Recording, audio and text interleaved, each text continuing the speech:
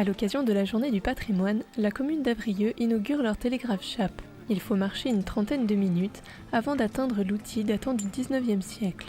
Abandonné suite à la défaite napoléonienne, le poste de Courberon a été rénové grâce au dessin d'époque.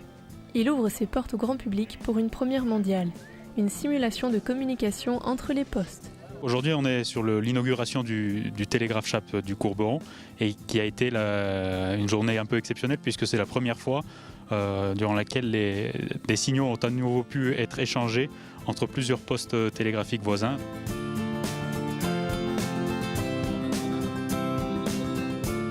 Le télégraphe Chappe est né au moment de la Révolution française, au moment où la France était encerclée par tous les pays européens qui se coalisaient contre la France révolutionnaire.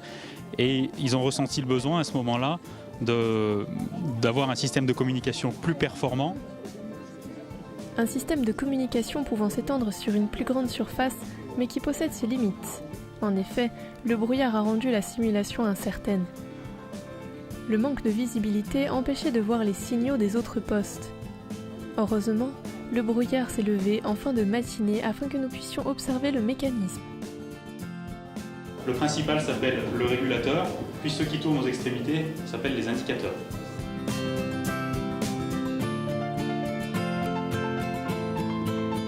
Le personnel qui était ici, c'était souvent d'anciens militaires qui étaient de l'armée, donc qui avaient fini leur carrière militaire.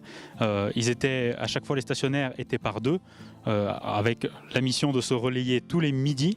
Quand ils arrivaient sur place, leur métier était finalement simplement de rester dans la salle de travail, qui est donc la partie bois qui est derrière moi, et dans laquelle ils s'installaient, puis ils guettaient avec la lettre de longue vue le poste précédent, le poste suivant, et puis en attente qu'un message se forme. Le message circulait entre les communes de Sardières, Saint-André et Avrieux.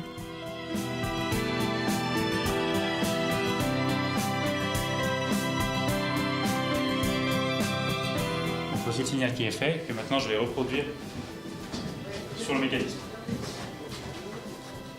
Donc vous ne savez pas forcément ce qui a été dit, mais vous reproduisez. Le stationnaire ne sait jamais ce qui s'est dit. Il se contente de reproduire le message qu'il observe et de le transmettre.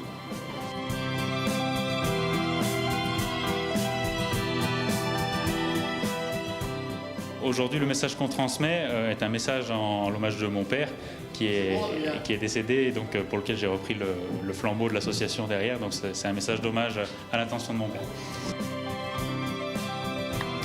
Aujourd'hui, on est arrivé à bout de ce projet un peu fou, mais qui met en valeur notre patrimoine de Haute-Maurienne.